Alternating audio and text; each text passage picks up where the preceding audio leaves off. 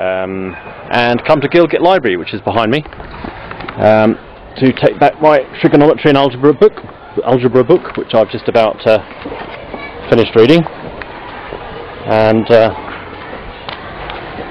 also check the internet, buy some clothes. I was hoping to see a polo tournament, but they don't fix the dates apparently, and it's not happening today as I thought.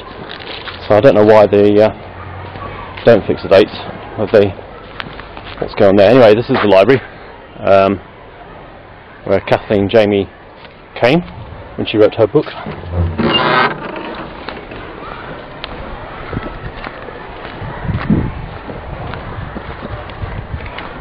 So is Jamil? Yes. Local football match? Yeah. You're playing for the Gilgit Northern Areas team? Yeah. Yeah. Two teams. They are local teams. This is a starting match. It's called opening match. This is Jasn Azadi football tournament.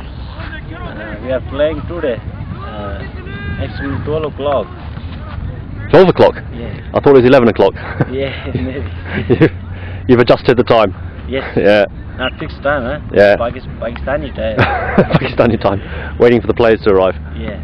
So, afraid I've got to go to the library, so yes. I'm going to leave you. But to take some video of your wonderful football pitch underneath the mountains.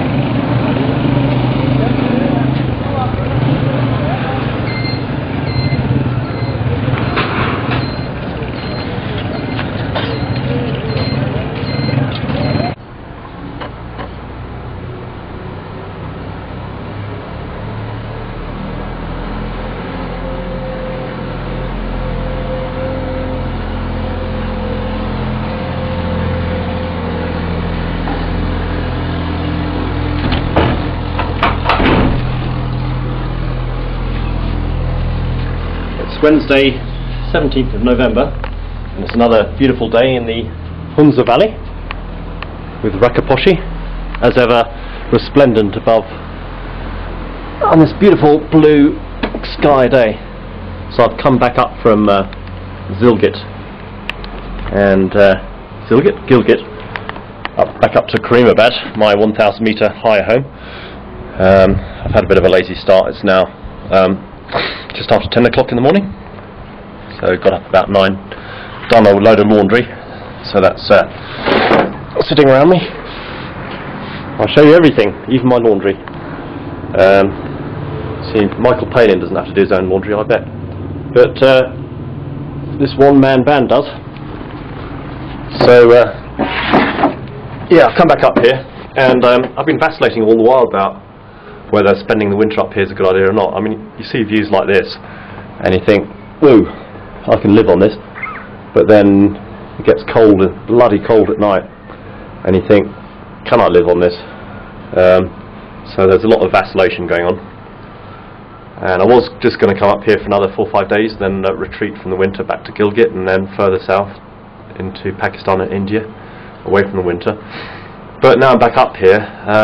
I think I'd like to spend a bit longer, 10 days or so, at least get some trekking in, small amount of trekking, see some more mountains that I haven't seen. And I've got such a nice room here that it's a shame not to use it with these easy chairs and the table and stuff, to do some writing and reading and writing. So I think I will stay for a bit longer. And Asad, the chap who was the cousin of the manager here, who you saw talking about the Ismaili religion, he's asked me to teach some English in his school that he's helping to set up for a week. And I've taught English in the past to foreign students, so that's something I'm trained to do. So that'd be a nice thing to do for me and for them, hopefully, because I was wanting to help with the quake disaster, but I didn't really have any skills that they could use. But teaching English to some of the locals around here is something I can contribute. Anyway, I've had no breakfast and it's 10 o'clock. I don't know if I can get any. It's another drawback. Karimabad, all the tourists have gone. I'm the only one left, as far as I can see. So everything's shutting down. So just get some tea and bread will be a challenge. Anyway, that's my mission. Bye for now. Yeah, it is recording. So it's come up to the 4 PM on the afternoon of 18th November, and I've just been inside Baltic Fort, which is at the highest point of Karimabad. It's just behind me here. It's an 800-year-old fort that was used by the rulers of the Hunza area. Fell into disrepair, but then was renovated by a joint Pakistani-British team with foreign funding from all sources. Just cost me 300 rupees to get in. Not brilliant value compared, when you think that's what my hotel costs for each day. But you've got to do these things, and it is 800 years old, so had to go in. It's moderately interesting, but probably better ways to spend 300 rupees, to be honest. So yeah, very old fort, and we still have the beautiful mountains from a slightly higher viewpoint. We're about 8,000 feet here. So I've come up a few 100 feet from the village below, which is down here. Sorry about the camera action. My World Roof Hotel is just through this tree, a few hundred feet below. And we have good old Rakaposhi in the distance. Sun on its way down. And that's about it really. Altar Peak, just behind the fort. Should be going up there the day after tomorrow with the guide, up to the meadow below the peak. So there you go.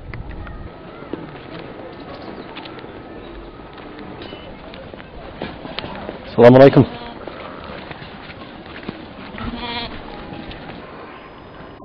Karimabad is at the top of the Hunza Valley, the top of this bowl, and then above the bowl are the huge peaks of Altar that were unclimbed until a few years back, climbed by a Japanese team.